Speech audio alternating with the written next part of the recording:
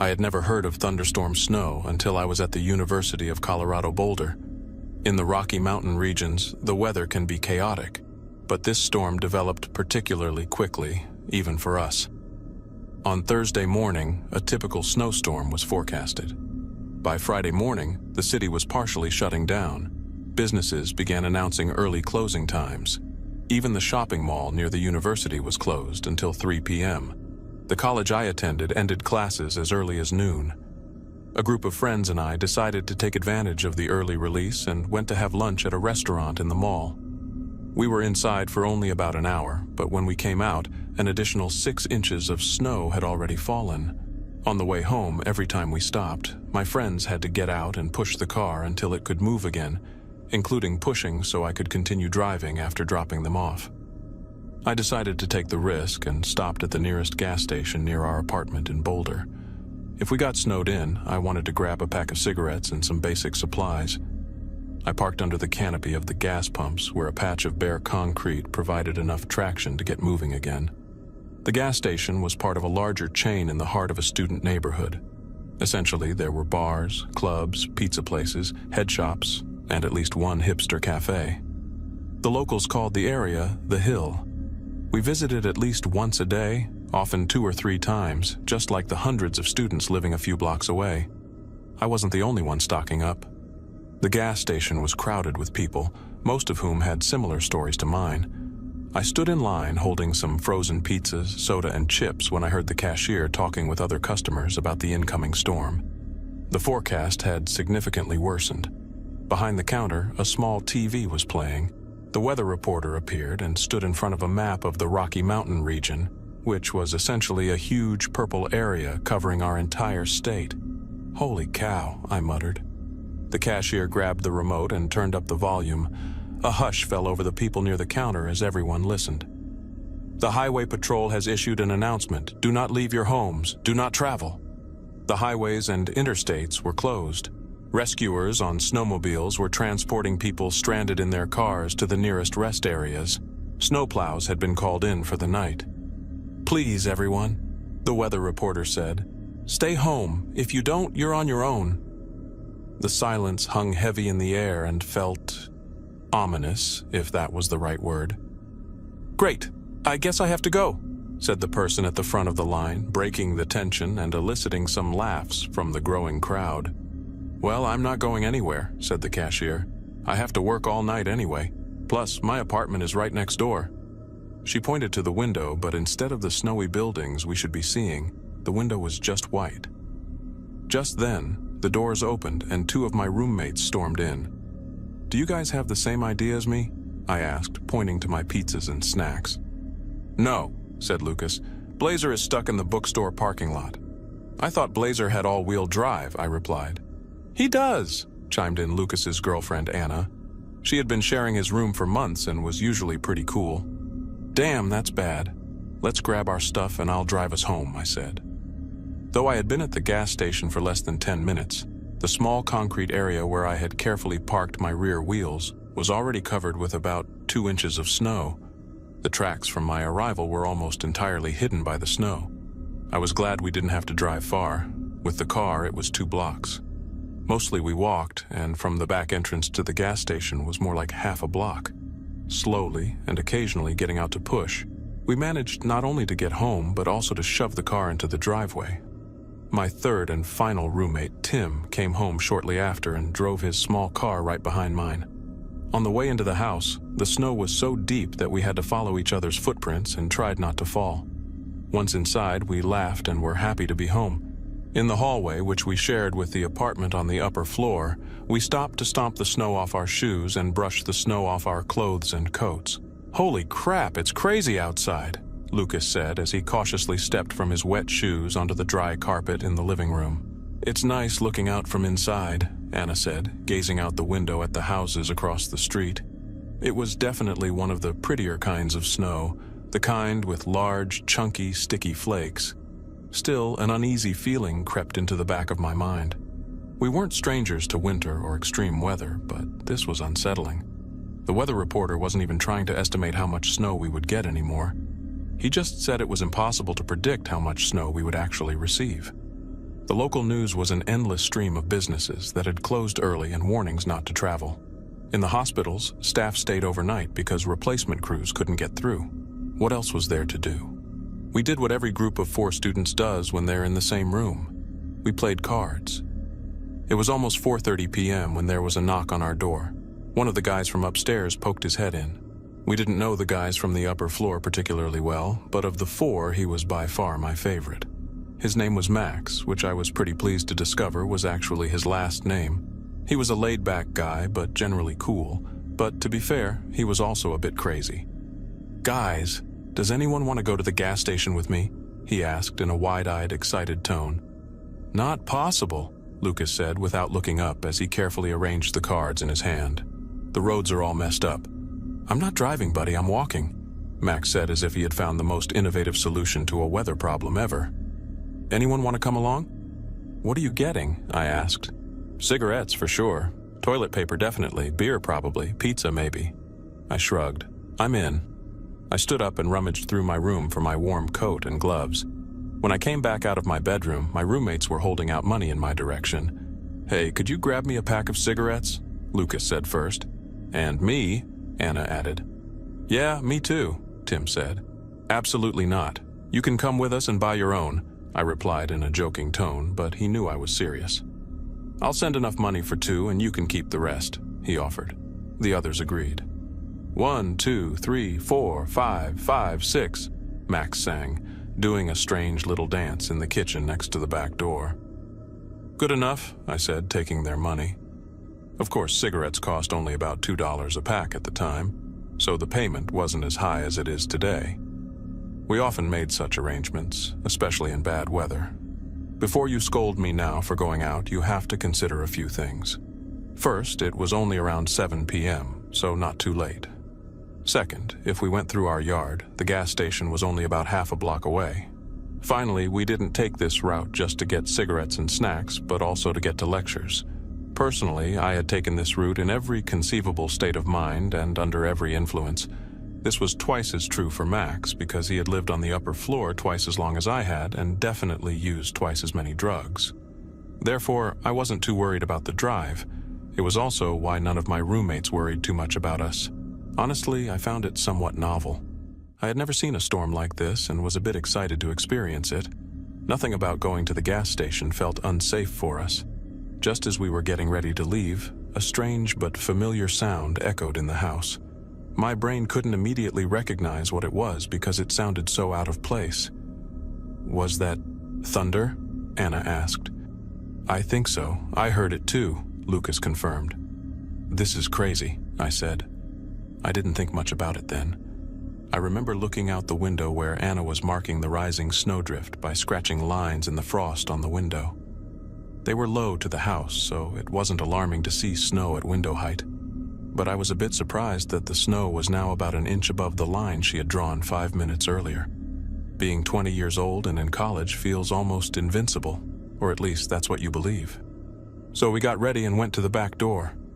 "If we're not back in 30 minutes, I'm sending Bruno," Max said, laughing, referring to our landlord's dog, Bruno, a notoriously aggressive Chihuahua. The back steps were a hill of snow, so we just trudged blindly through until we were at street level. The snow wasn't too bad. It reached just above our knees, requiring us to lift each leg out of the snow to take a step forward, but it was manageable.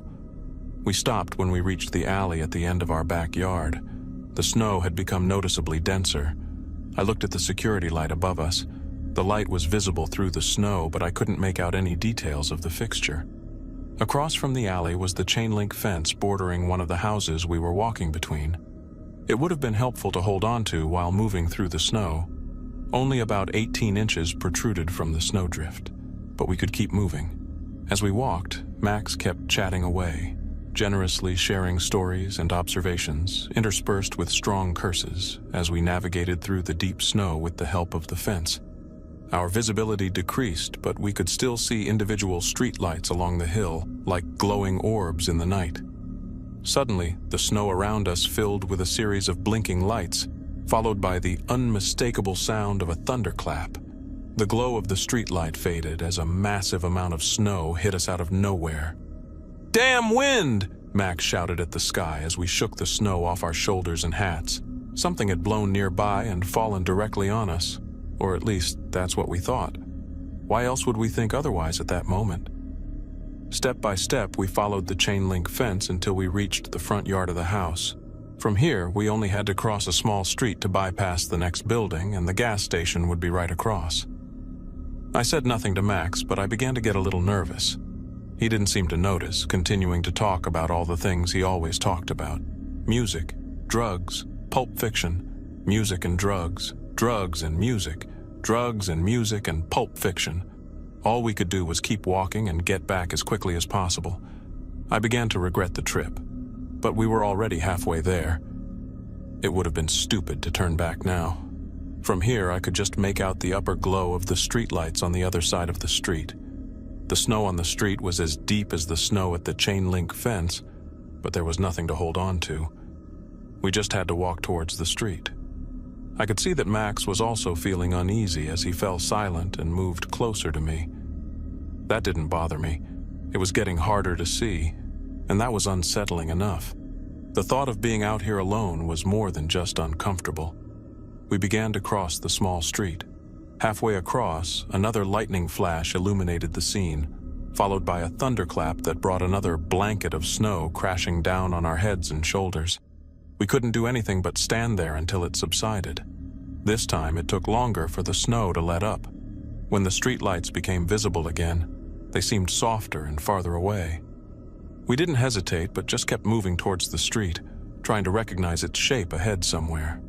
Although it was dark outside, the snow seemed to have its own light. It swirled with the snowflakes and dazzled the eyes, almost hypnotic, but if it were actually as bright as it seemed, we could have seen more. Just when I was pretty sure we were almost at the street, the wind began to howl. I had heard the expression before, but I had never really understood how real it could be. It was a terrifying scream that seemed to be right next to me, making me tremble not from the cold, but from a deep, penetrating fear. "What the hell?" Max shouted, starting to push harder towards the street. I had to fight to keep up with him, but I knew he couldn't get much further. The street had no parking. It was a small building with just enough space for a car to drive around the drive-thru. It primarily served students who were almost always on foot. Max was further ahead, and I could barely make out his black parka. "Max!" I shouted, but the words seemed muffled by the snow and blown away by the wind. I kept moving in the direction he was going, even though I couldn't see his coat anymore. He wanted to get to the street, and I couldn't be mad at him. I knew I would feel much better if I could touch that wall. Another lightning flash and another screech. This time it sounded like it was right in front of me. I screamed in fear. The thunderclap struck me, and the following snow hurled me to the ground. I got up gasping and tried to wipe the snow from my mouth and nose. "Max!" I yelled again, and this time I thought I heard him in front of me. I kept moving towards the street, and after about a dozen laborious steps, I was grabbed by an arm that reached out from the swirling white desolation, grabbed my shoulder and yanked me forcefully in its direction. It was Max. He stood with his back to the storefront of the street. If he hadn't grabbed me, I probably would have had to keep walking. Who knows what would have happened if I had missed the street? It wasn't easy to move around him. On this backside where we were, the snow had blown against the wall, making it deeper and harder to traverse, but neither of us wanted to leave the safety of the wall, even though the snow was harder to cross. I tried to shout to Max that we needed to go to the hallway with the ATM, but I don't know if he heard me. The snow was silent, but also immediately took the words from your mouth as soon as you said them. It was like speaking underwater, muffled and dull. However, Max had the same idea as me. On the other side of the street was a 24-hour ATM located in a small glass hallway that was always open. We could stop there and come out of the snow for a while. By this time, we were struggling to move forward. It had been a bad idea to go to the gas station, and I regretted it with every step. God, it was wonderful when my feathered fingers found the front corner of the street building. I wanted to go home or to the gas station long ago. I would have even climbed into a doghouse if we had found one. The door to the hallway was covered in snow. Max and I had to spend 5 minutes kicking the snow away before we could open the door wide enough to slip through. Inside, it felt like paradise. I didn't notice how all the snow around my face was suffocating me. I ripped off my scarf and opened my coat to breathe again. I was so distracted that it took a moment before I noticed Max was frozen and staring into the corner of the small hallway. "What's wrong?" I asked, my eyes following his gaze. "I thought I saw something," he said in a confused voice. The snow in the corner was swirling in and out, but for a moment I saw something. I think I saw it. Something like a face, but gray skin, gray eyes. "You mean snow-colored?" It wasn't an exaggeration, seeing things in the swirling snow, especially after straining to see in the storm. Max shrugged and began rummaging through his coat. He pulled out a pack of cigarettes and a lighter. He took a cigarette and then offered me the pack. I took one. "We probably shouldn't smoke here," I said.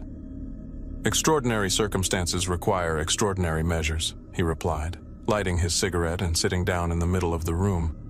He was quieter and more serious than I had ever seen him.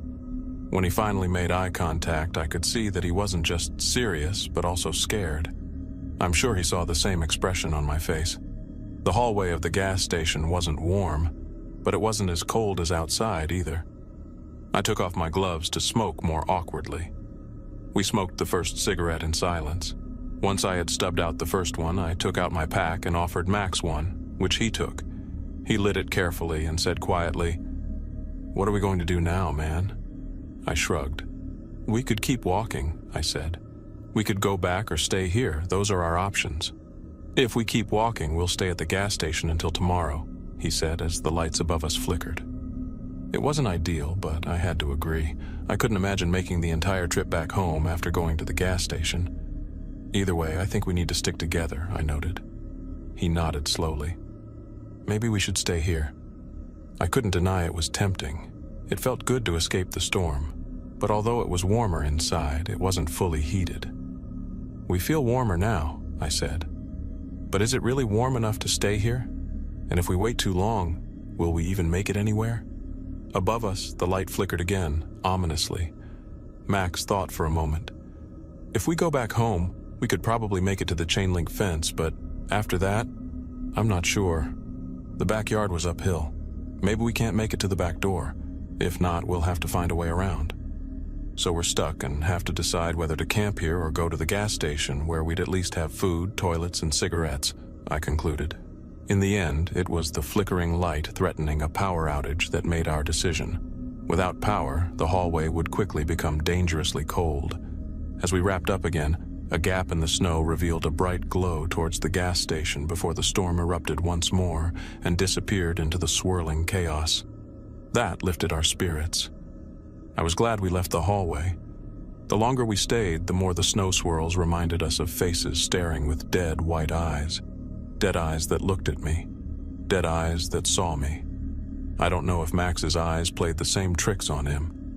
I thought about asking him, but he suddenly stood up, pulled the last cigarette from the pack, lit it with a glance, closed his coat, and saluted, the cigarette hanging at the corner of his mouth, barely under a half-closed eye.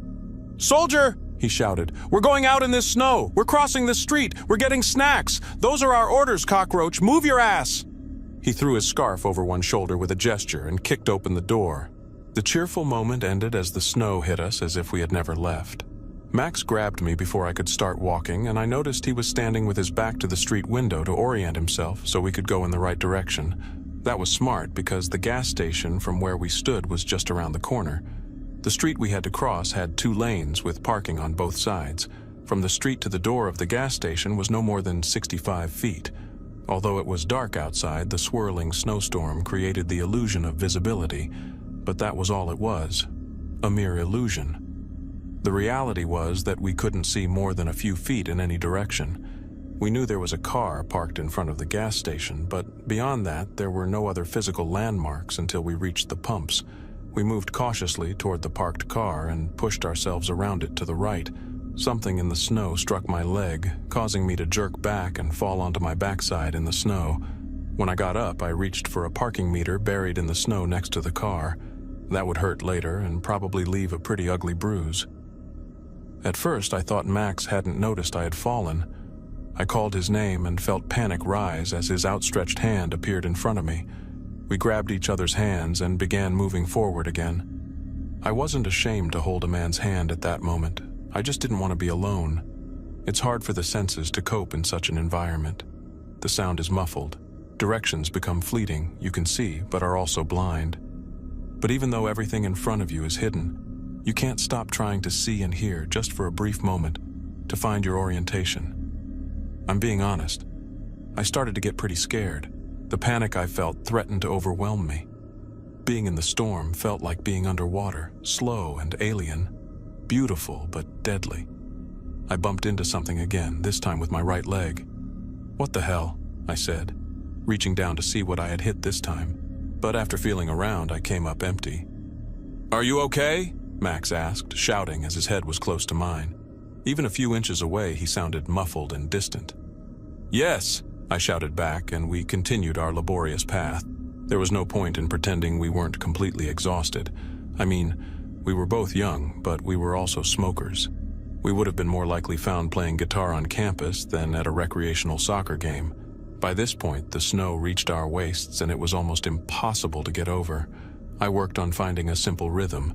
Lift your leg as if marching, pull it up and slide back into the snow, then lift your other leg to step. I would start with my right foot for a while and then switch to my left. We walked and time stretched out behind us. Any sense I had of our position and our pace was long gone. How long had we been walking? We left the house around 7, but neither of us was wearing a watch. The more I thought about it, the harder it was to figure out. I decided it was probably been about half an hour or so, counting the 2 cigarettes in the hallway. How long would it take us to get to the gas station? I focused on my steps. How many steps would it normally take on a regular day to get from the street to the gas station? I tried to count them in my head while forcing my legs to push through the snow. Maybe 6 steps from the street to the car, 8 steps around the car until I hit the parking meter.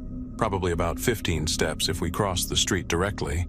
So across the intersection would be, let's say, 30, maybe even 35 steps. From the curb to the pumps would be another 15 steps. If I counted 2 snow steps for every normal step, that would be about 130 snow steps to reach the pumps. But I honestly thought my snow steps were bigger than normal steps based on how I had to place my foot.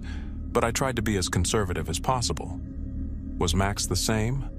I hoped so, because by this point, every bit of energy I had left was being used to prevent myself from freaking out.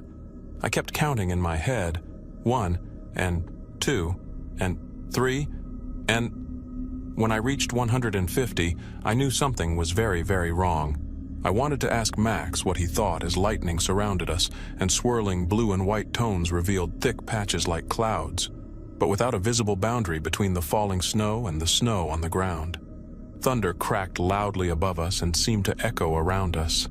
Like the thunder before, the following snow fell on us like a blanket. It now reached to our waists. We struggled to shake the snow off our arms and shoulders, but we could both feel the storm catching up to us. I stepped in front of Max and took temporary leadership. He had paved the way long enough. He must have been exhausted. I leaned forward and shouted in his ear, "We should have been there by now." I caught a brief glimpse in his eyes, a few inches away from mine. He only gave a slight nod. There was nothing we could do but keep going. 157, and 158, and... Just then, I tripped over something and fell forward, face first into the snow. I panicked and flailed. The snow clogged my mouth and ears. It was hard to breathe, and for a moment I couldn't free myself. It was like being underwater, without buoyancy. Max's hand was ripped from mine as I was knocked over. I finally found my feet and fumbled around with my arms until I bumped into him, and we held onto each other in the darkness. Before I could take another step, I bumped into something else and suddenly realized I wasn't running into something. Something was running towards me. This time it was Max's attempt to push me back, and my job was to help him up. But as I pulled him to his feet, the snow around us rippled, and without warning, Max's hand was ripped from mine again, and he vanished back into the snow. I frantically reached for his hand and managed to grab it, but Max wasn't falling. Something was pulling him. I could hear his thin, frightened screams being swallowed by the wind and snow. "Don't let go!" he screamed. I tore my right glove off with my teeth and shoved my bare hand under his sleeve to hold onto his bare skin. His warm skin felt hot and prickly against my cold fingers, but I held on as tightly as I could. even as I knew it must be hurting him because I was pulling. Whatever was pulling on his legs was tugging him until I felt my arm being ripped from my shoulder. Lightning illuminated the sky around us. For a moment, I could see Max in front of me, his face pale with effort and pain, his eyes wild with fear. I wish that was all I saw, but the lightning revealed so much more. Around us, in the layers of light flashes, huge, pale, eel-like creatures swam through the falling snow like water, the snow swirling like vortices in their wake. I could tell Max saw them too. Then I felt it again, the movement beneath the snow, hard against my leg.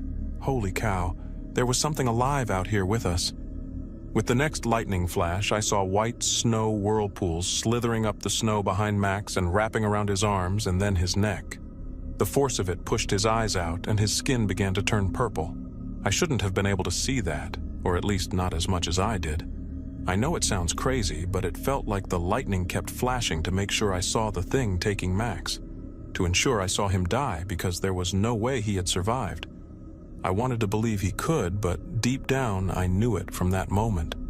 Thunder cracked and the storm turned black, and Max's hands were violently ripped from my grasp in a white burning pain that tore through my shoulder as my grip on his arm broke. All I saw afterward was a black flash as Max disappeared into the sea of snow. I pressed my now useless arm against my chest and tried to look around, tried to recognize anything in the darkness. The snow was now deeper. After a while, whatever was out there would not let me keep walking.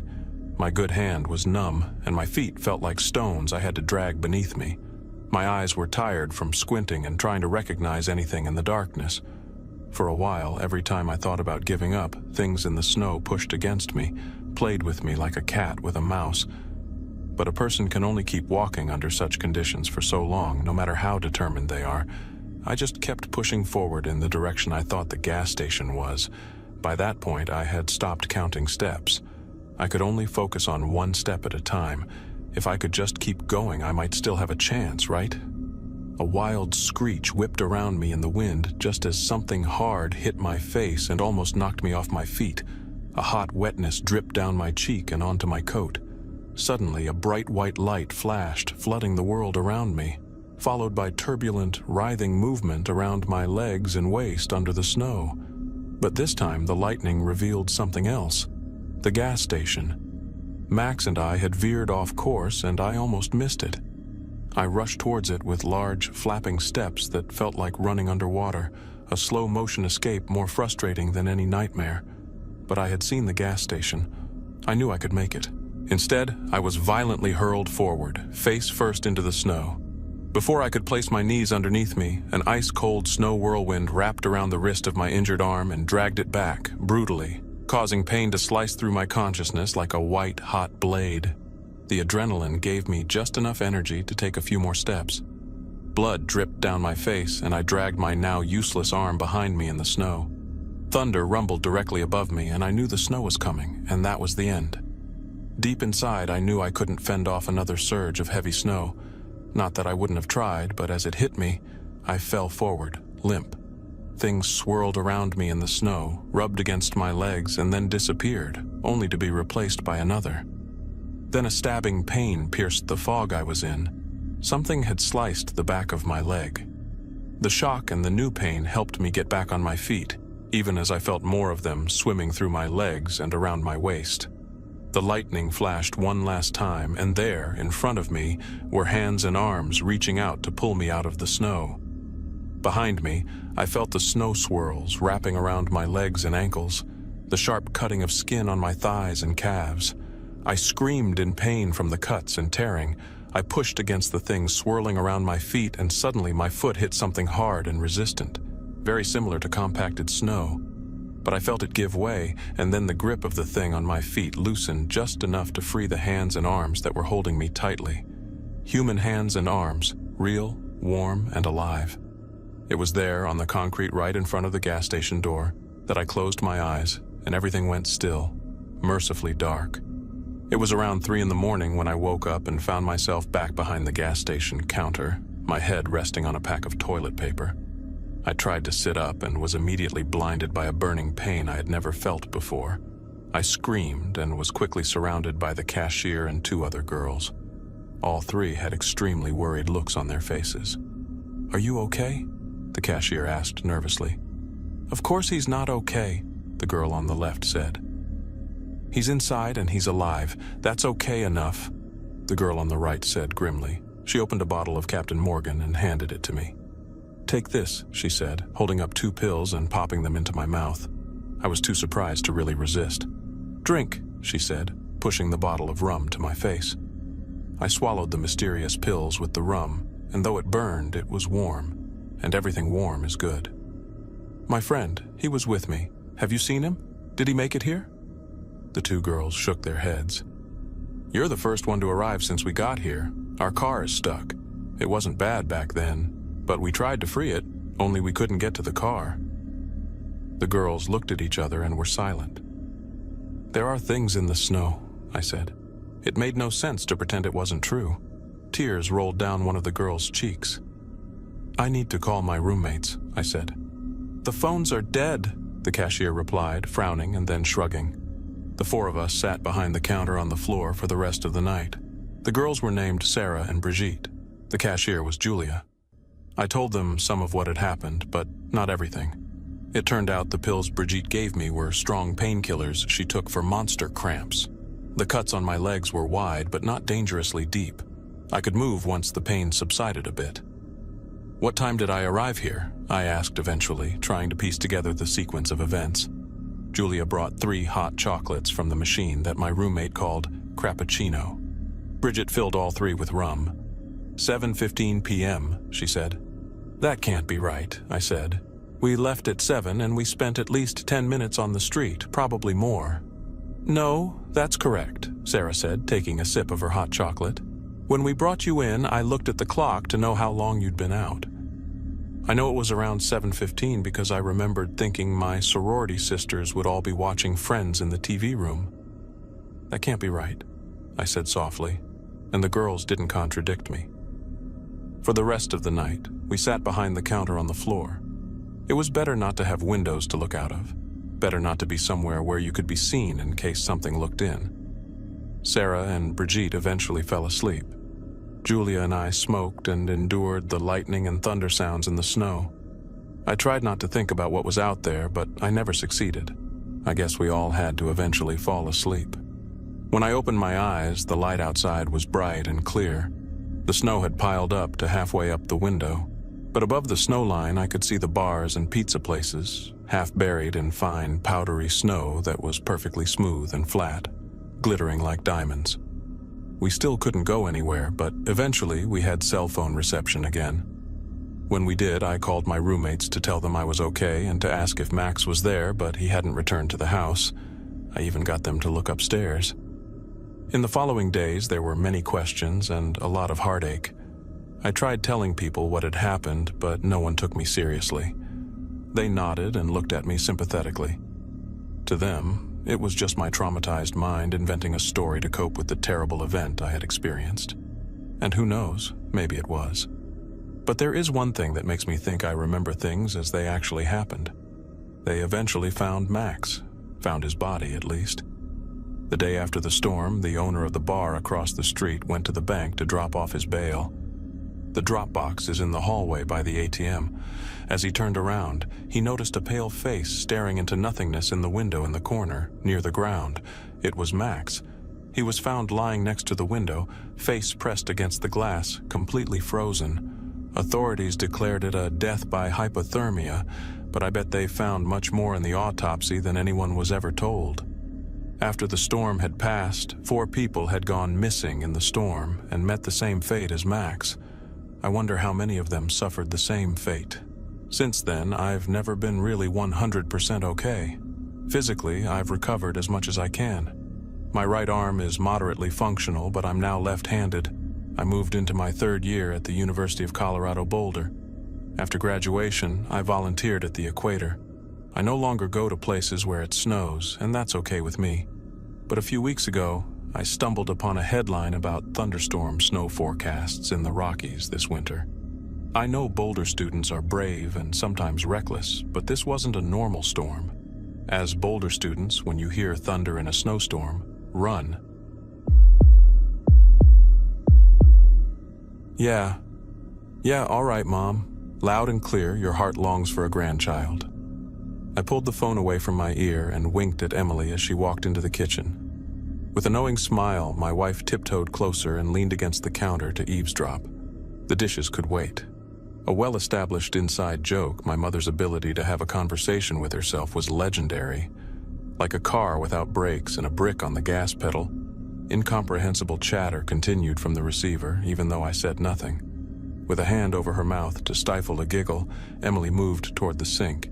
Without an audience, I placed the phone back to my ear and tried to re-engage. Mom, listen, we're trying. We've tried, and it'll happen if it's meant to. I love you too, bye. I pushed the device onto the counter with one hand and massaged my temple with the other. A sigh escaped my lips, powerful and involuntary like the hot exhaust fumes of a stalled engine. From her position by the running faucet, Emily turned her neck to meet my gaze, her curly blonde hair cascading over her shoulders. As two blue and white eyes focused on me, my wife flashed a crooked grin and clicked her tongue. She's really a firecracker, that one. I don't know how your dad still lets her talk. Oh, it's simple. He doesn't, I replied, laughing. Satisfied that she had gotten a laugh out of me, Emily returned her focus to scrubbing the lasagna-stained utensils. A pang of guilt bubbled in my stomach, and I stepped forward to massage her shoulders. She doesn't want to complain. She's just really excited about the possibility. But I think Mom forgets how unstable your health can be, and that a pregnancy might not be as quick and easy for you as it was for her. At the edge of the V-shaped section of skin revealed by her cherry red summer dress, I could discern the outline of an implanted port. Emily had been receiving infusions through the device since her youth. I never got a clear answer about what exactly these infusions were, no matter how often I asked. She didn't like to talk about her condition, so I only knew the basics. Something about her immune system attacking her nerves. Overall, it caused me, her recently engaged husband, some nervous excitement, left in the dark about Emily's health. However, we had been married for only 2 months and had been together for just 5 months before that. Some might say our relationship was still in its infancy, despite the new legality. I thought if I showed interest while respecting her privacy, answers would reveal themselves over time. A glimmer of light reflected off something on her wrist, pulling me from my thoughts. Oh, darling, you didn't take off your watch. Let me handle that for you. I don't want it to get wet. As my hand approached the watch, her left hand shot out from the soapy water, reaching for me. Startled by the sudden reaction, I pulled my hand back before she touched the accessory. Strangely, Emily's expression was even more peculiar. She looked as surprised by her own actions as I was, her brow furrowed in intense confusion. Slowly, she lifted her right arm from the sink. Emily rotated the wrist clockwise and then counterclockwise, her gaze fixed on the watch as if seeing it for the first time. After a moment, her expression shifted to one of cautious understanding. Right. That makes sense. Instead of letting me remove the watch, she took it off herself and carefully wrapped it around the base of the faucet, clearly out of my reach. Never in my life had I met a woman so fascinated by a seemingly luxury wristwatch. I'm not a watch guy, so I assumed it was high-end. I mean, that damn thing stays on during sex. You'd think she had the Hope Diamond nailed to her wrist, based on how carefully she handled it. This made her casual attitude toward getting the watch wet even stranger. It was like her condition, I thought. I'd learn more over time. I just had to be patient. As I moved to grab my phone from the counter behind Emily, my hip accidentally bumped her elbow. She flinched. Oh, Emily, I'm so sorry. My head's in the clouds. Need to watch where I'm going. Are you okay? I looked into the half-filled sink and feared seeing a drop of blood rising like the beginning of an oil slick from the bottom. But there was no blood. Instead, I saw a stream of tiny bubbles pushing to the surface of the water, accompanied by a strange, high-pitched sound I couldn't explain. A muffled hissing emanated from the water, sharp and continuous. As Emily pulled her injured wrist from the depths, she didn't scream. As the hissing became crystal clear, no longer muffled by the density of the liquid, she seemed unaffected by the pain. What happened was obvious. When I nudged my wife from the side, a small kitchen knife had pierced the underside of her wrist. But the wound wasn't dripping blood and plasma. Pressurized gas was escaping through the cut. Her hand drooped limply downward, held in front of her like a latex glove worn at the collar.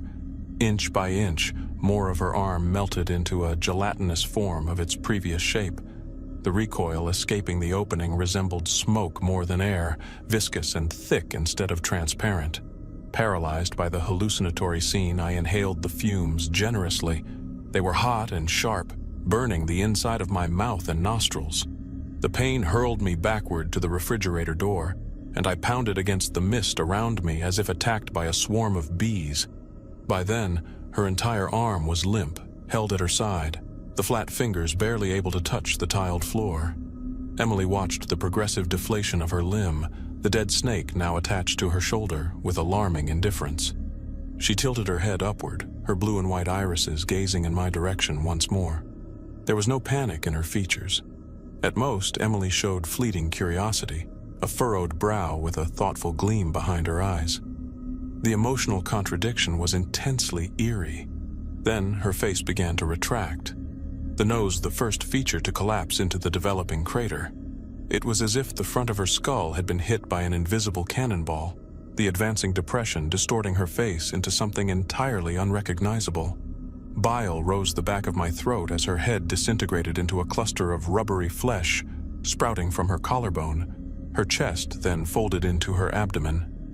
With a final crescendo of hissing, the rest of my wife vaporized into a chaotic heap of elastic tissue and empty clothing on the kitchen floor. I'm not sure what I did as the room went silent. Maybe I screamed, maybe I cried. Maybe I did nothing at all and waited patiently for this fever dream to end. What I remember next is the voice on the other end of my phone asking if I needed emergency services. I don't recall saying anything to the operator, but I must have because they informed me that the police were on their way.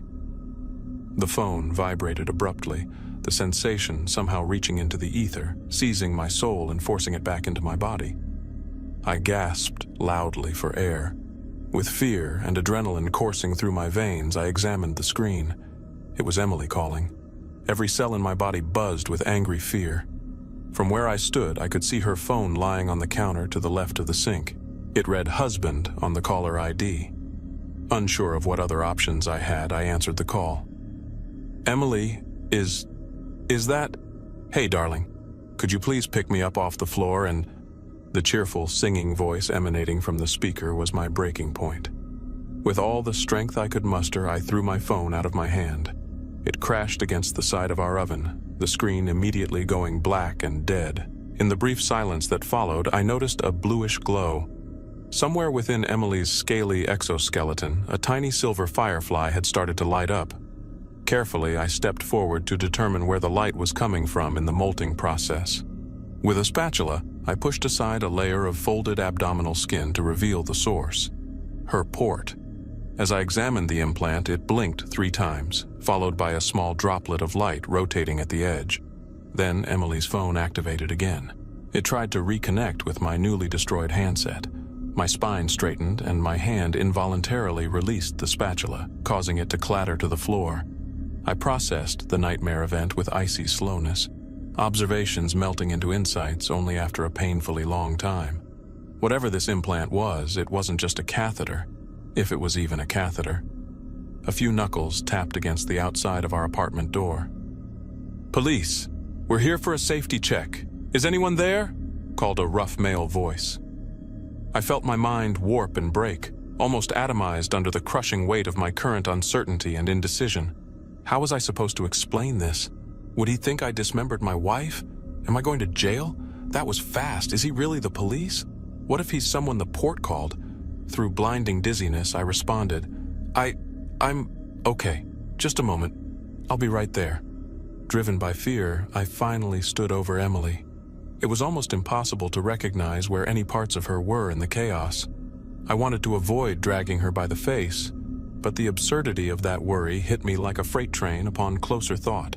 It didn't matter where I grabbed her, I just had to start pulling. Centering myself with a breath, I leaned forward and grabbed a leathery piece in each hand. Despite being reduced to human gum, my wife still weighed as much as she did in life. If she was ever truly alive, I thought. Fortunately, her skin slid smoothly over the terrain of my kitchen. I prayed that whoever was on the other side of the door couldn't hear the soft squeaking I unfortunately perceived. Laden and messy in the darkest corner of the room, I placed a dark blue trench coat over the puddle that my wife once was. Then I went to the door. The burly man on the other side appeared to be a police officer. He was at least wearing the uniform. "We recently received a 911 dispatch from this address. Is everything all right in there, sir?" he called. I tried to muster a disarming smile, but my facial muscles didn't fully cooperate. The resulting expression did me no favors. A choppy, schizophrenic grin formed over my chin, the corners of my mouth turning into trembling thorns that refused to synchronize. "Yeah, I had some chest pains. They are gone now." He scrutinized me from head to toe, undoubtedly searching for a likely reason. I fought against visions of Emily appearing behind me, dragging herself into view with an emptied hand. After what felt like hours of silent inspection, he spoke again. "Next time, call us back if it turns out you're okay." The officer hesitated on how to finish his sentence. I was in a desperate situation, and he could tell just by my appearance. However, an emergency wasn't illegal. I gave him an incredulous nod, and he walked away. As I could no longer hear the jingle of his holster and the dull thud of his boots on the floor, I closed the door. I pressed my forehead against the wooden frame and briefly dissociated. But soon, fear began to boil at the back of my skull, forcing me to face reality.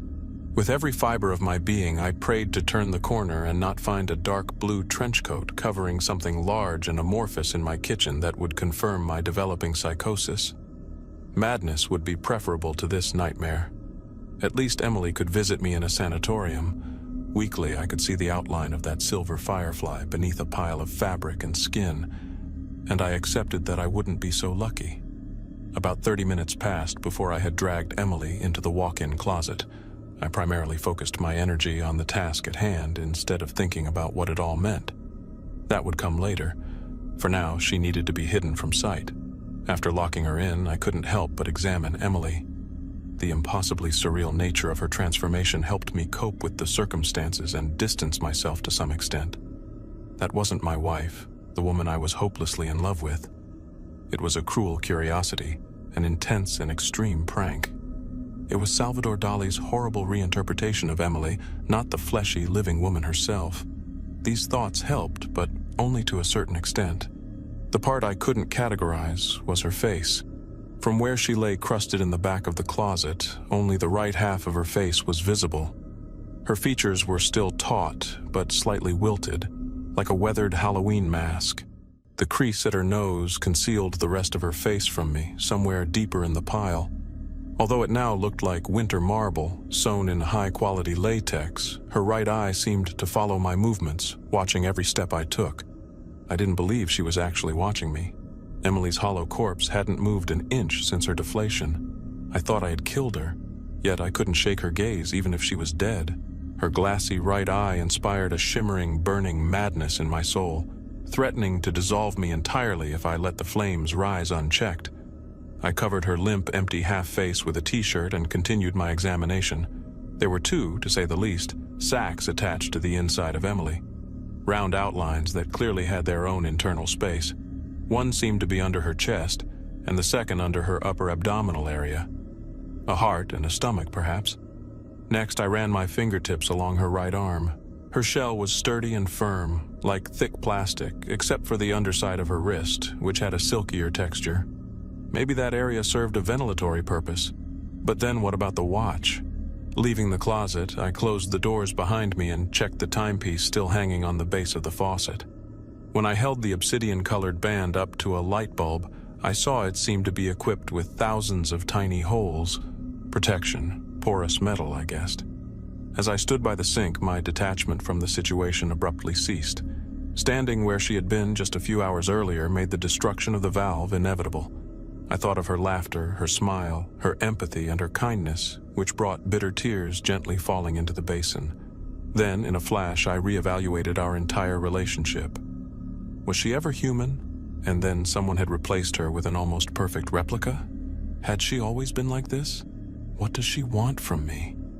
A thunderclap echoed somewhere deeper in the apartment. My heart swam, trying to stay afloat in a new flood of liquid terror. The closet door had slammed against the upper frame. At first, I couldn't determine the mechanics of what had happened or the sound that caused it. Then I saw it. Or rather, I saw her. Beneath the door frame, Emily, a sentient sea of skin, was pressing herself under the closet door. Whatever way she moved involved jarring motions, generating enough force to split the edges of the resilient wooden door while colliding with the frame. 3 more thunderclaps followed in quick succession, and then she was free. Her method of movement was beyond the uncanny. It was shockingly alien.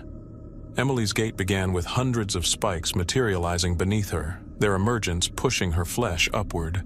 Then she briefly hovered in the air, resembling a gigantic flesh-colored football shoe.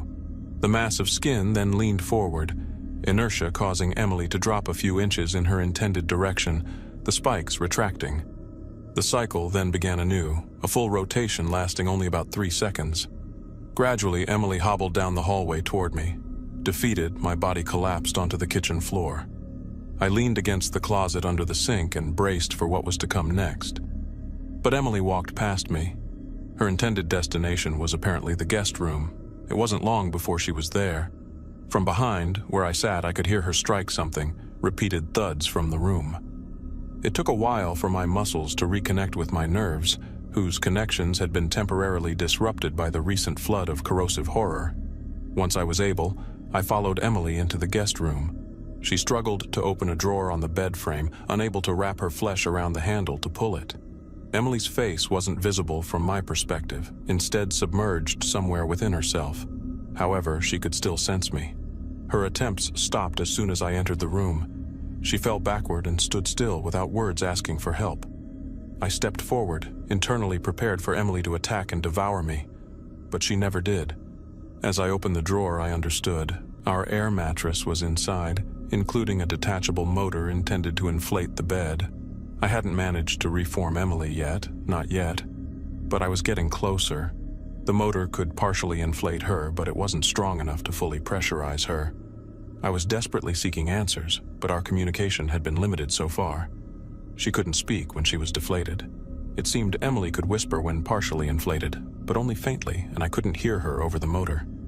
Her port, whatever that was, could use Emily's phone to call other lines, but it apparently couldn't function as a phone itself. And my phone, unfortunately, remained broken. Maybe I'd try lip-reading her later today. Or I'd go to a public phone and let her call me there. My planning was interrupted when I felt Emily's phone vibrating in my pocket. It was an incoming call from my mother's number, probably because she had to try reaching me about my wife. Her call was the catalyst for a series of revelations. She was the one who had introduced me to Emily. I assumed the sacs in my wife were a stomach and a heart, but she had no blood, so maybe she didn't need a heart. Perhaps it was a stomach and a uterus. My mother was obsessed with having a grandchild. As I answered the call, I asked my first question before she could calm down. "Hey, Mom, where did you meet Emily again?" Dead air came back as her response. Maybe she could hear the motor in the background, or perhaps it was just something in my voice that hinted at what I knew. Either way, she was surprised. I could hear her breathing on the line, but seconds later, she still hadn't said anything. Mom might be a chatterbox, but she's a terrible poker player. She's only truly quiet when she's concocting a lie. When I was growing up, New Year's Eve was never a big holiday for me. My family never really threw parties or anything like that, so my New Year's Eve nights were mostly spent watching TV until the clock struck midnight, and then it was straight to bed. This continued all the way through high school. By then, I was tired of doing nothing on New Year's, but I didn't have many friends, so there weren't many options available. It was my senior year of high school when I was finally invited to a New Year's Eve party. The invitation came from Jake, one of my teammates on the cross-country team. We talked a lot during practice and stuff, but we never hung out outside of school, so I was surprised when he sent me the invite. I tried to play it cool, even though I was genuinely excited to finally do something on New Year's. He told me it would just be a house party at the Brookside Community Center with lots of students from our school and a few people from other neighborhoods. I replied that it sounded good and that I'd see him in a few days. New Year's Eve arrived and Jake picked me up around 9 p.m. at the downtown bus station. There were a few other guys in the car that I recognized, but I had never really talked to them. We made small talk on the way to the party, and one of the guys asked me if I was planning to try to find a girl at the party to kiss at midnight. I joked that we'd see what happened. When we finally arrived at our destination, the first thing I noticed was that the party was pretty big, with lots of cars parked in the driveway and along the street.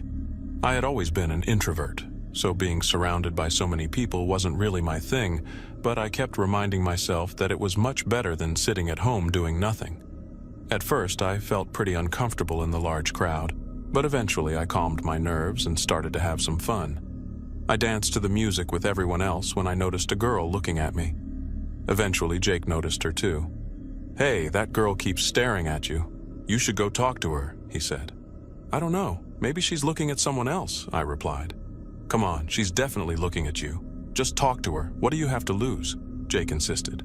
"All right, I'll do it," I said. I walked over to her, but she was no longer there. I turned to Jake. "Hey, the girl is gone. Did you see where she went?" I asked. "No, sorry. I'm sure she'll probably be back soon. Maybe she went to the bathroom or something," he replied. I decided to grab a drink while waiting for her to return. 20 minutes passed with no sign of her. Feeling a bit disappointed, I went to another room to escape the noise. I glanced at my phone. It was almost 11 p.m. "Looks like I'm not getting that New Year's kiss," I chuckled to myself quietly. I was about to head back to the party when I noticed someone else entering the room. I looked up from my phone and was surprised to see the girl who had been looking at me earlier. "What are you doing here all alone?" she asked. "I just needed to step away from all the craziness for a bit," I replied. "Yeah, I totally get that. Big parties aren't really my thing either," she said. "Did you come here by yourself?" she asked. "No, I came with my friend and her boyfriend, but they're doing their own thing. By the way, I'm Emily," I introduced myself. We talked for the next 15 minutes. She told me she was from a town about an hour away, which was why I had never seen her before. Eventually, I asked her if she wanted to dance, and she said yes. As we started dancing, I checked the time. It was 11:20 p.m. Everything was going smoothly until about 10 minutes before midnight. That's when I noticed Emily starting to look very nervous. "Everything okay?" I asked. "Yeah, I'm fine," she said, but clearly she wasn't. In the next 6 minutes, she kept checking her phone and had a worried expression on her face. "If you're worried about the time, I'm sure everyone here will be doing a countdown to midnight," I said. "I know, but it has to be exact," she replied. "What do you mean?" I asked. "Forget it, I didn't mean to say anything," she said. I looked at my phone. 2 minutes until midnight. By now, Emily could barely concentrate.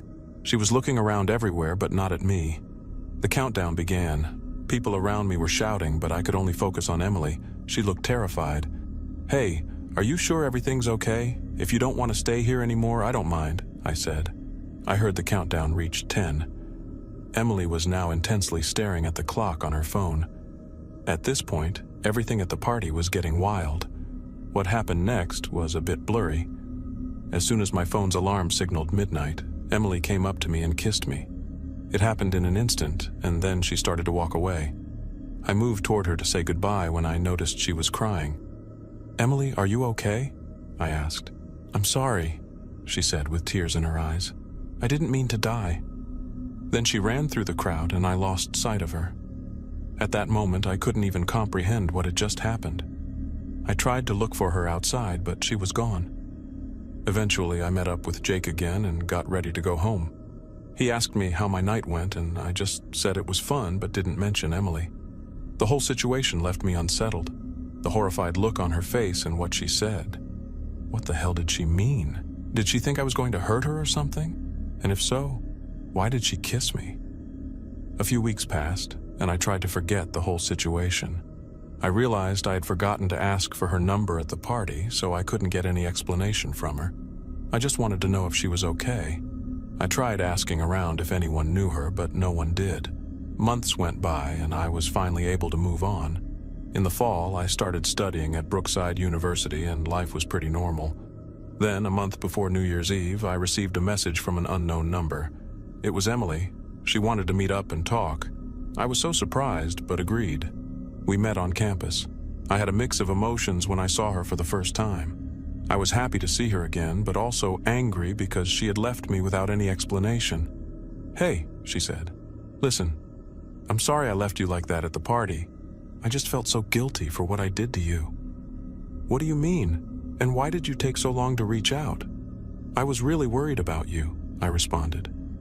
"I'm sorry, but I couldn't find a way to explain it to you that you'd believe," she said. "Just tell me," I said. "You," she paused. "You were cursed." I started laughing immediately. "I'm sorry, but that's your explanation? You're right, I don't believe you. I thought you wouldn't believe me. I didn't believe it myself when it was first told to me. This curse only activates on New Year's Eve exactly at midnight. The person who is cursed must kiss someone exactly at midnight on New Year's, or else they will die," she explained. At this point, I was more amused than anything else. "Go on," I said. "Whoever the cursed person kisses at midnight takes on the curse. The only way to get rid of it is to kiss someone else exactly at midnight on New Year's," she continued. "What if I decide not to go out? Will a random person show up at my door and kill me?" I asked. "As long as you're inside your house at midnight, you're safe. I don't know why, but this thing, it's like a demon, can't enter your house. It can only kill you if you're outside at midnight and haven't kissed anyone," she replied. "A demon that shows up to kill you if you haven't kissed anyone at midnight?"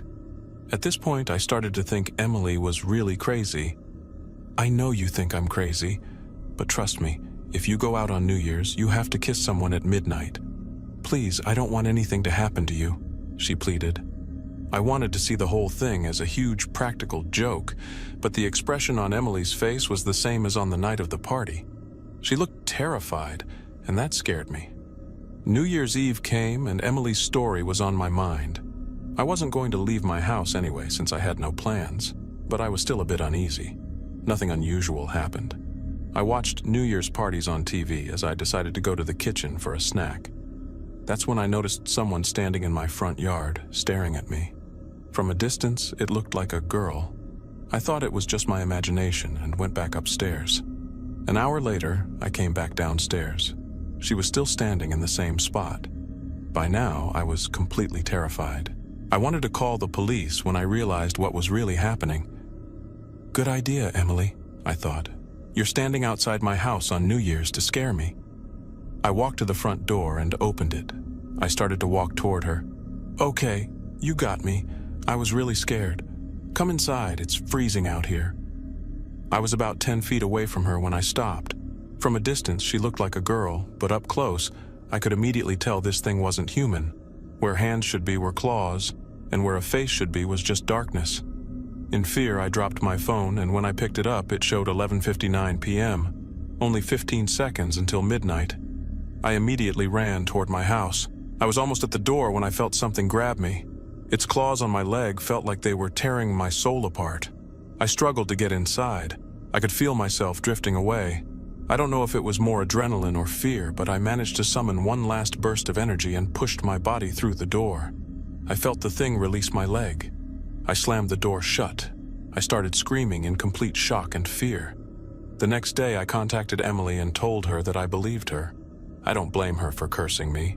You can't blame someone for not wanting to die. I just can't bring myself to curse someone else. At least, not yet. So, I stay inside my house on New Year's Eve. That's how I've spent the last 4 years. The demon waits every New Year's in my yard, just staring, waiting until I go outside. I know that someday on New Year's I'll have to go out and kiss someone. Now I understand the pain Emily felt when she placed that burden on someone else. So, if you see me at a New Year's party and want to avoid me, I understand. But I apologize in advance to whoever I kiss. I'm sorry. I just don't want to die.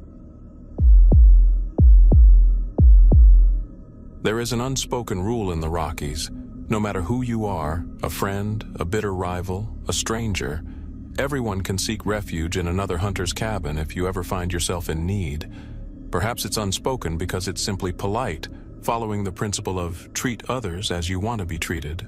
Or maybe it's unspoken because there's rarely anyone to talk to.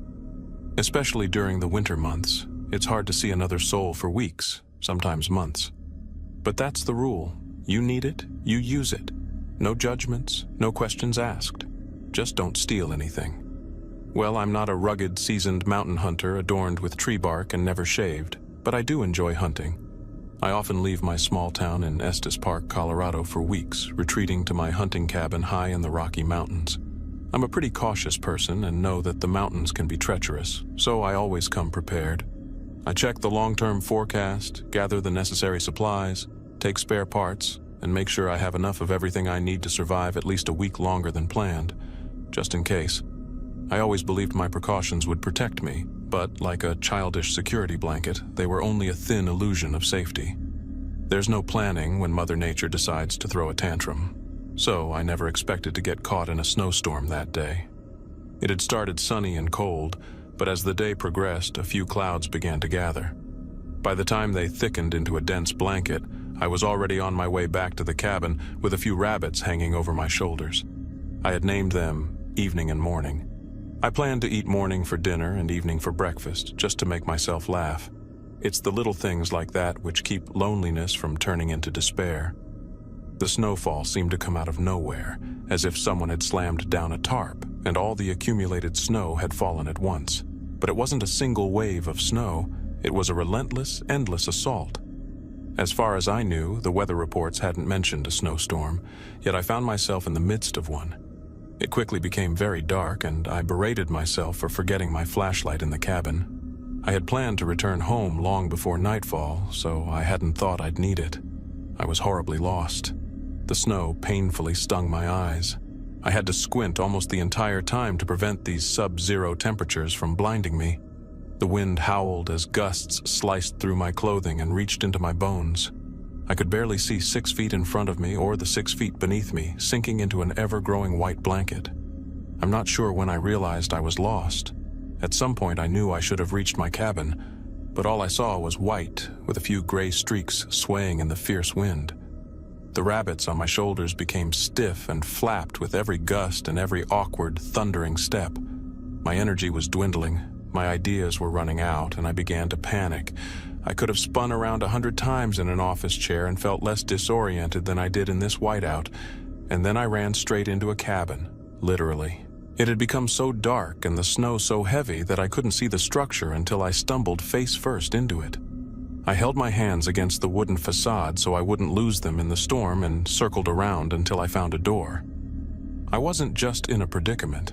This was life or death. In the unlikely event someone was inside, I knocked on the door and waited for a response.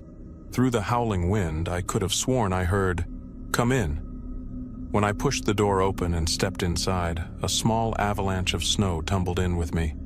I made no effort to shove it out as I struggled against the wind to close the door behind me. Relief was immediate. Without the swirling air around me, I had halted the approaching end of my freezing death.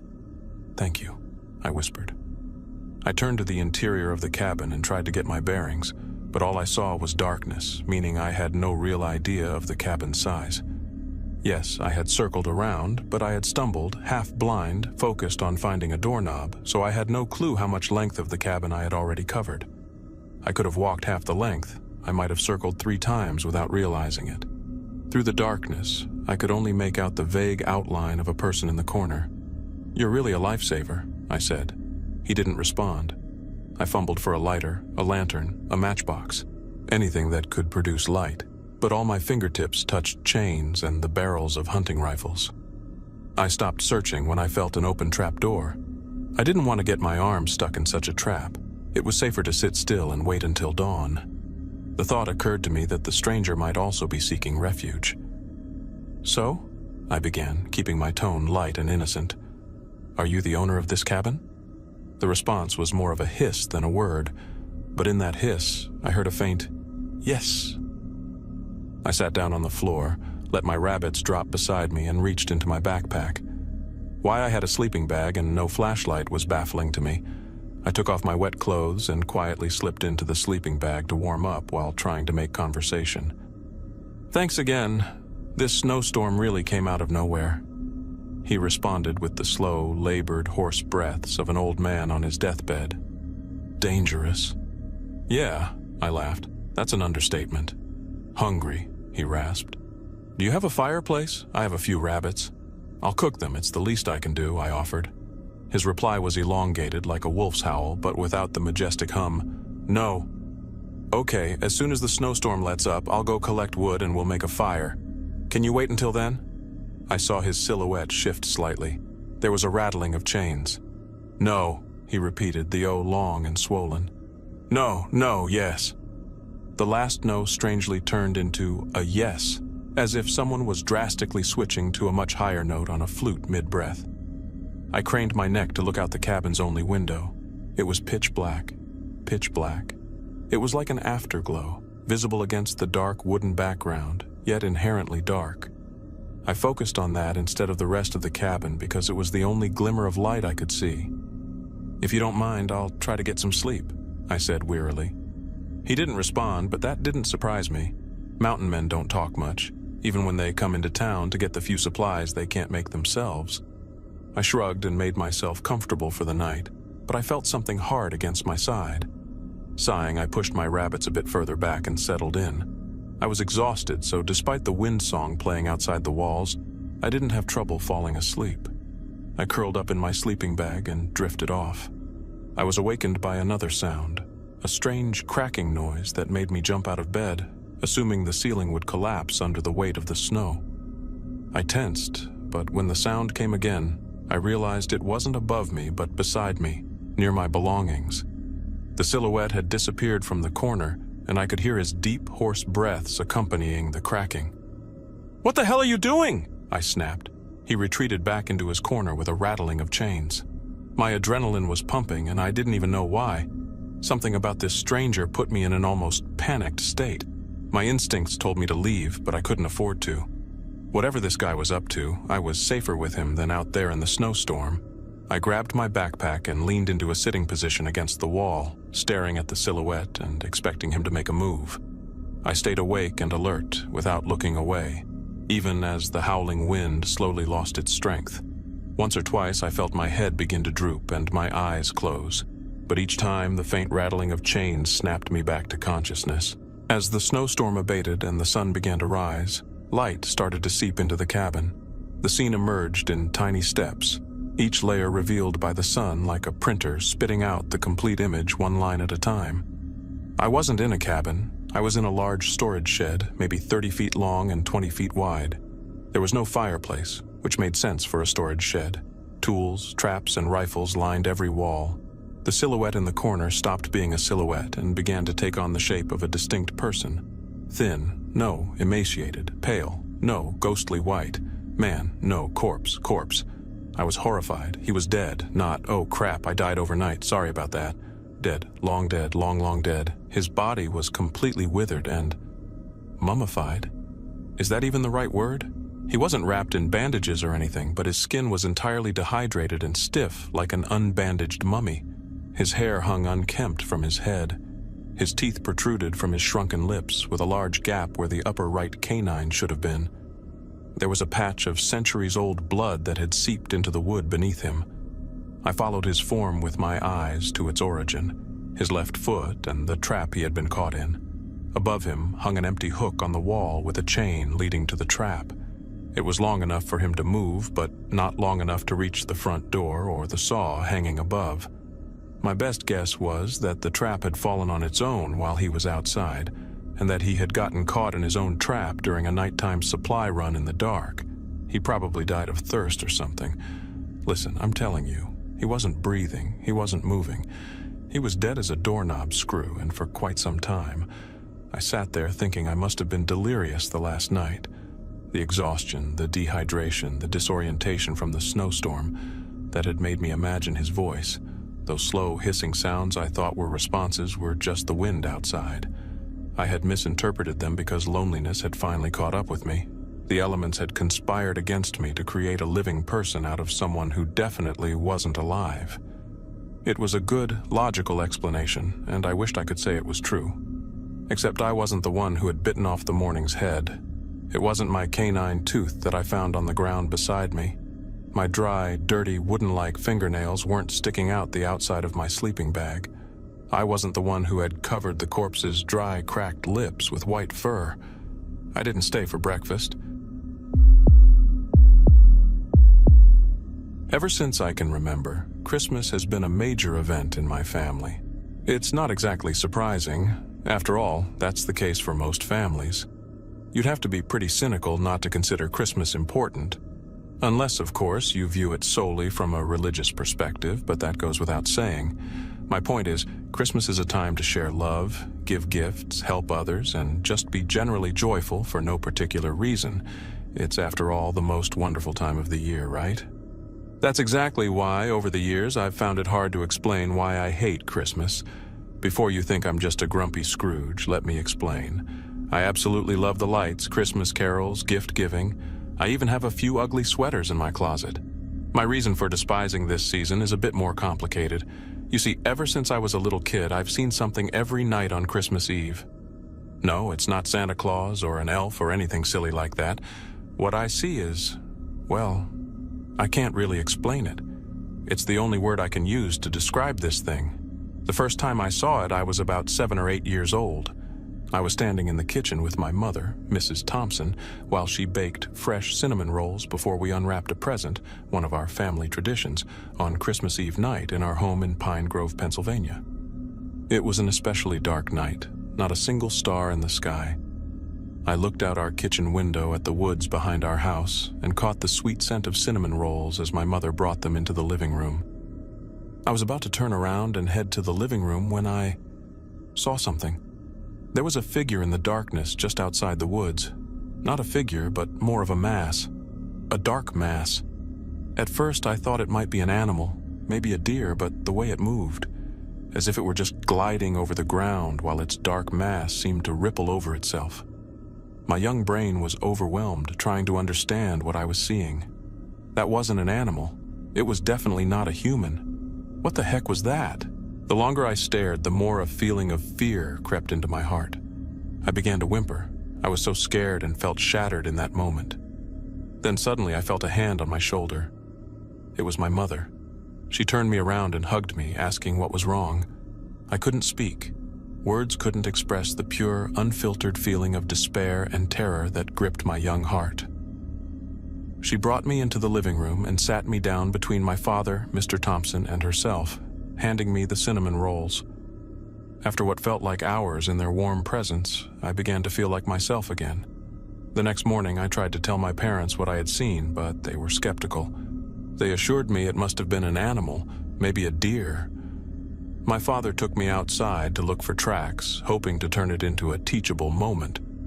But to his surprise, there were no tracks, even though it hadn't snowed the night before or that morning. He brushed it off as if I had just imagined it, and we went back inside. A few days later, I had forgotten all about it, until the next Christmas Eve. Now let me tell you, I never believed in all that silly stuff. From a young age, my parents were always honest with me about Santa Claus, life, and all that. I lost a grandparent when I was still quite young, so I understood the concept of death and the associated feelings.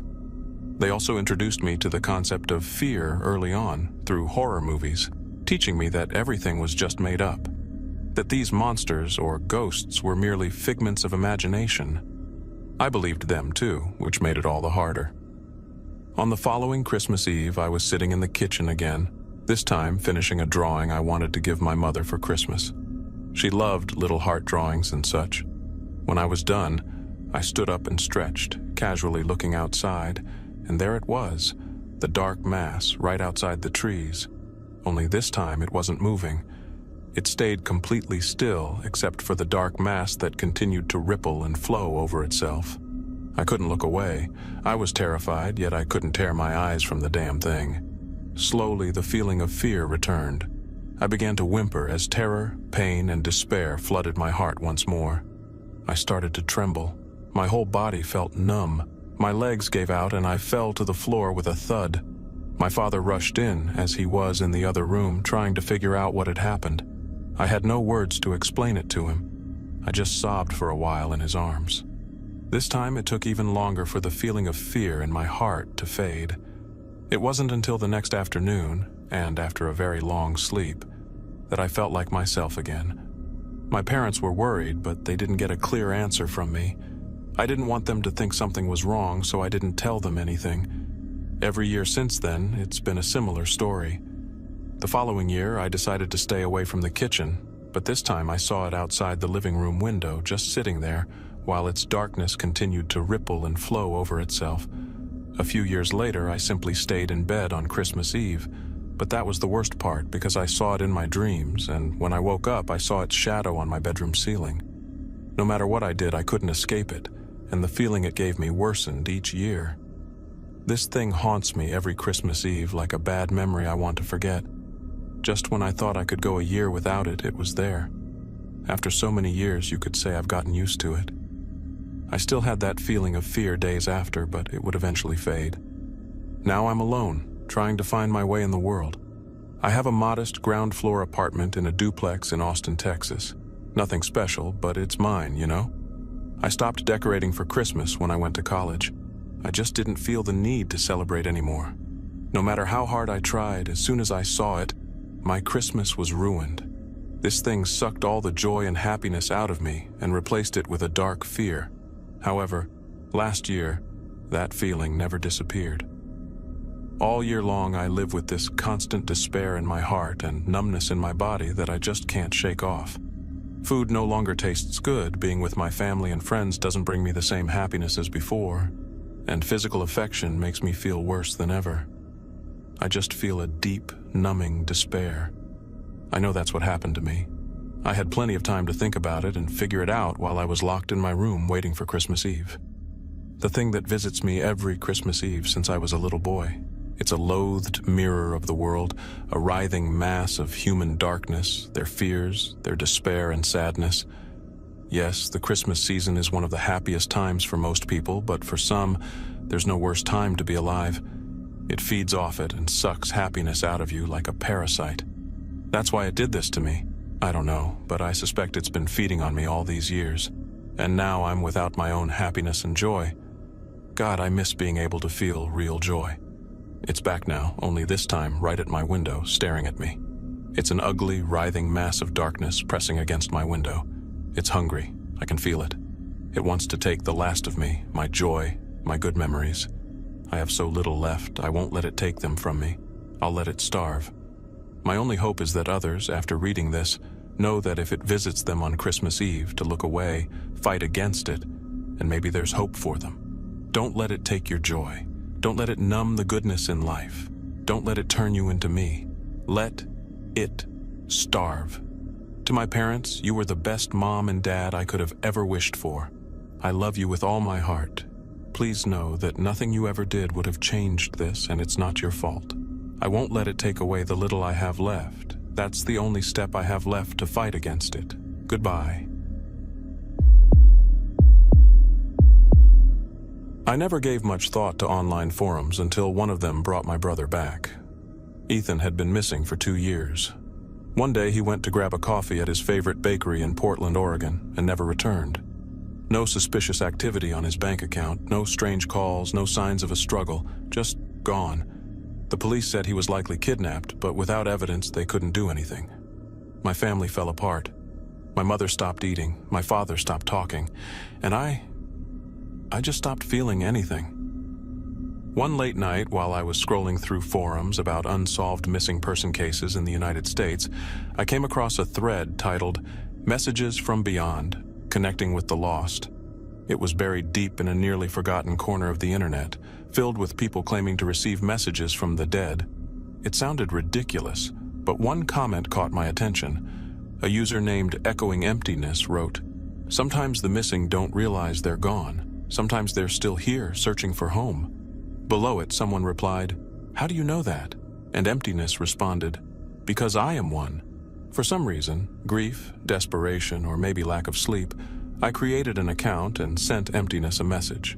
I typed, "If you're really one of the missing, prove it. Tell me something only you would know." The reply came within minutes. "What do you want me to prove? That you broke Ethan's nose during a silly argument over a Madden game? That he forgave you before you forgave yourself?" My stomach clenched. I hadn't told anyone, not even my parents. It was just one of those childhood experiences you carry like a secret scar. I asked, "Who are you?" Emptiness replied, "I think you know." The next few weeks flew by. I spent every night for hours talking to Emptiness. He said the world he was in was a shattered reflection of our own, familiar but empty. The sky was always gray, the streets deserted, the air heavy with silence. He couldn't explain how he got there, only that he woke up in that place and couldn't leave. The more we talked, the more he sounded like Ethan. He even remembered details no one else knew, like the nickname he gave our childhood dog, Buddy, or how he secretly taped my embarrassing dance recital in middle school to blackmail me later. One night, Emptiness said something that made the blood run cold in my veins. He typed, "They're watching me now. They don't like me talking to you." I asked who they were, but his answers became cryptic. "The shadows, the ones keeping us here, they don't like noise." That was the last I heard from him for weeks. Then a new message appeared in my inbox. "Do you want to see me?" Attached was a link to a live video feed. I hesitated, but clicked. The stream showed a dimly lit street near the waterfront of the Willamette River, eerily resembling the one Ethan and I grew up near. The houses were distorted, their shapes flickering as if viewed through a heat haze. In the distance, a figure approached the camera. As it got closer, I recognized his face. It was Ethan, but something was wrong.